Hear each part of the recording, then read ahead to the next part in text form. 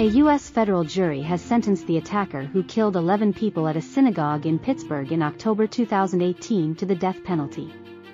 The ruling needed a unanimous vote from the 12-member jury for the sentence to be imposed. Prosecutors had asked the jury to vote for the death penalty. The same jury found the man guilty of all 63 charges stemming from the attack on the Tree of Life synagogue.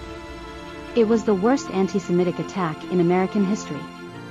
The verdict was delivered to U.S. District Court Judge Robert Colville on Wednesday. Mr. Colville is now expected to impose the jury's ruling. Pittsburgh shooting. Who were the victims? U.S. synagogue gunman was driven by malice and hate. The jury deliberated for 10 hours over 2 days. A decision was reached on the second day of deliberations. Robert Bowers killed 11 worshippers in the attack, ranging in age from 54 to 97. 7 others were injured, including 5 police officers who rushed to the scene.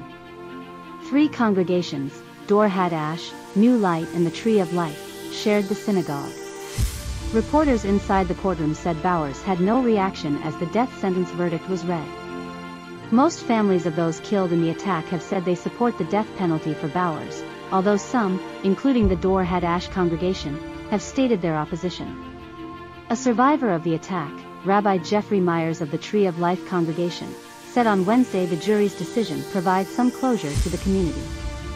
Now that the trial is nearly over and the jury has recommended a death sentence, it is my hope that we can begin to heal and move forward, Rabbi Myers said. In a statement, the Dor Hadash congregation thanked prosecutors and those who participated in the trial. Family of Rose Mallinger, one of the victims, said in a statement, "Returning a sentence of death is not a decision that comes easy, but we must hold accountable those who wish to commit such terrible acts of anti-Semitism, hate, and violence."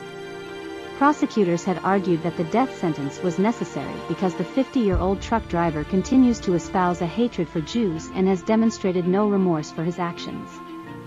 This is a case that calls for the most severe punishment under the law, the death penalty, U.S. Attorney Eric Olshan said. Bowers' defense argued that he suffers from mental health issues that causes him to hold delusional beliefs about Jewish people. In Wednesday's verdict, the jury unanimously said the defense failed to prove the gunman suffered from a mental disorder or committed the crimes under mental or emotional disturbance. They also ruled that all 5 aggravating factors in the case were proven, which included Bowers' killing of the worshippers inside the synagogue as well as the permanent impact left on the survivors. Federal prosecutors rarely pursue the death penalty.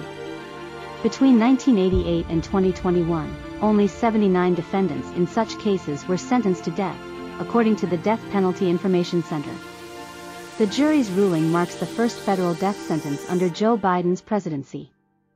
It is the second federal death penalty prosecution during Mr. Biden's administration, after a jury failed to unanimously vote to execute a man inspired by ISIS who attacked a New York City bike path in 2017.